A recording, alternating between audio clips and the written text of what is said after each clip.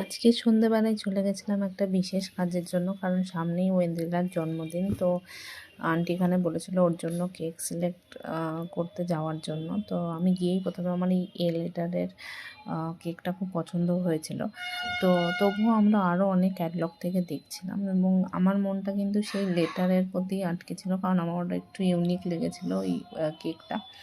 আর যেহেতু অনেকটা পরিমাণে লাগবে, তো সেই জন্য আমি ওটাই বলেছিলাম। প্রথম থেকে আন্টিরও কম বেশি ভালো লেগেছিলো। তারপর ওয়েন্দ্রিলাকে ভিডিও কলে দেখিয়েছিলাম, ওয়েন্দ্রিলারও ওটা পছন্দ হয়েছিল। আপনারা জানাবেন যে সত্যি কেকটা কেমন হয়েছে।